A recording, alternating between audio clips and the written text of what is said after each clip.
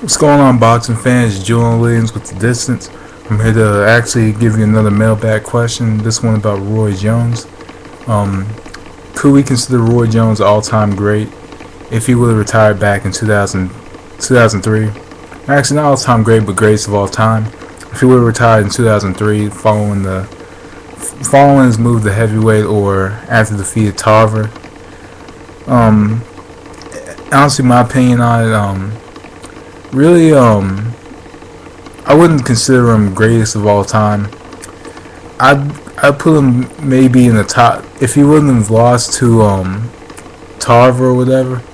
Like say he moved up to heavyweight and didn't retire, I would have been satisfied with that.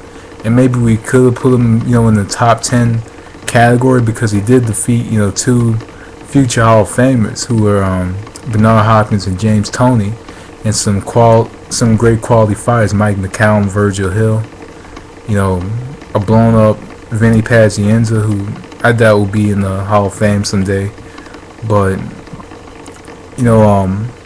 Montel Griffith, just quality fighters of his time he did face.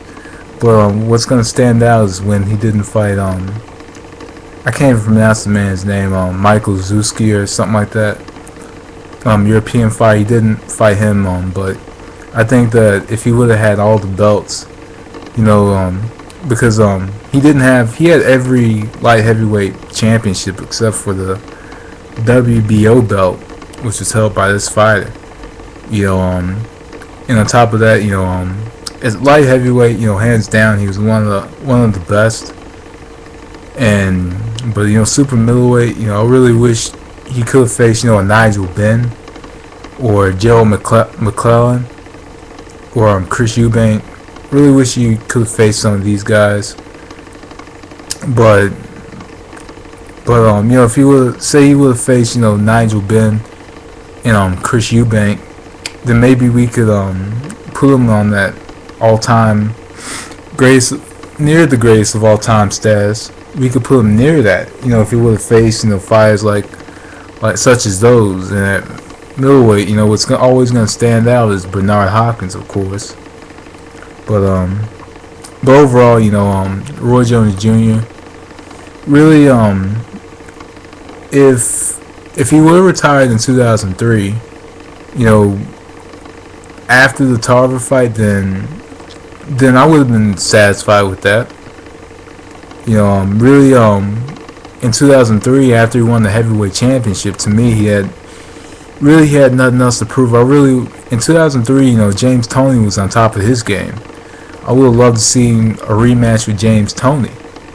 I would have loved to see a rematch with James Toney or even Bernard Hopkins. I thought that could have happened. That should have happened in 2002, but it's actually going to happen now. So really, for every fighter, there's a lot of fighters that there are fighters that for every fighter that they should have faced, but really with Roy Jones, fighting Tarver wasn't going to do anything to his career. Tarver was, I think in a way Tarver was just a hungry fighter that just wanted to win very badly against Roy Jones and put his name out there. Because when you think about it, Tarver had a loss before Roy Jones to Eric Harding, who Roy Jones defeated. So it was like he really didn't need to fight Tarver. Tarver just pretty much called him out, and with Roy Jones, as big of an ego as he had, the night that he won the WBA heavyweight title was supposed to be his night, and for Tarver to come in and kind of rain on his parade at that press conference, made Roy Jones, not retire but go down and wait and take that fight where he got the majority decision. Well, a lot of people thought that he actually lost the first fight. I thought Jones, edged it out and got the victory. But when in that fight, I did see a lot of his speed gone. I did see his reflexes were gone a little bit. He looked a bit he just looked very weak in that fight, and I just thought it was a fight he didn't really have to take.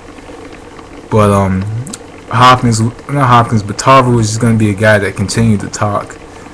and talk until he got that fight, but Jones wasn't going to ignore him. That was just, I guess, pretty much in a way that's the kind of fighter he is. But overall, Roy Jones. No, I wouldn't say we can't call him greatest of all time, because let's face it, to be great you gotta face some of the greatest, and Nigel Benn, was a great fighter. Nigel Benn was a great fighter. Chris Eubank, actually, I think in '95 was a shell of his former self, but was a great fighter. Gerald McClellan was on top of his game. Very good fighter. He didn't fit another fighter. Julian Jackson. Didn't face him at 168, and Iran Barkley. But we could sit and we could talk about fighters that Jones didn't face, but we can also talk about the fighters that he did face. And always what's going to stand out is Bernard Hopkins and James Toney. Those are the fights that are always going to stand out to every boxing fan. Because really, because nobody knew it, like in 15 years later, those were going to be the greatest wins of his career against two men that were going to be future Hall of Famers. So, and really with Bernard Hopkins, who knew in '95 that he was going to unify all the middleweight titles and hold down that division when Jones left? Nobody really knew. So, Roy Jones, if he would have retired in 2003, I think people would really look at him as one of the greatest of all time if he would have retired in 2003.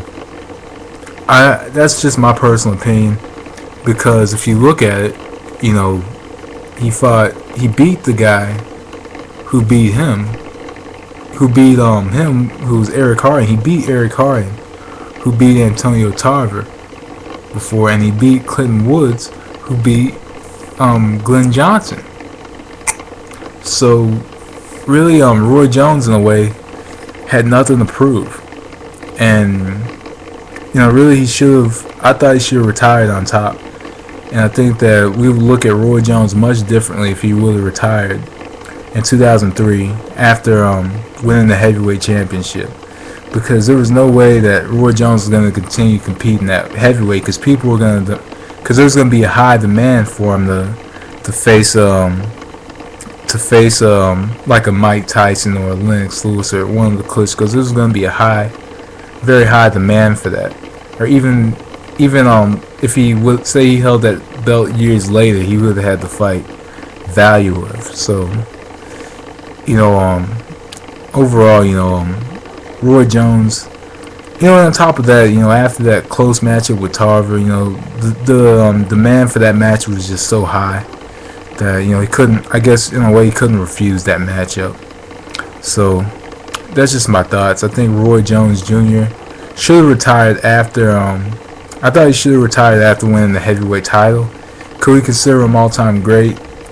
No, I wouldn't say all-time. I mean, greatest of all time. No, all-time great. I'd say yeah, we can consider him all-time great.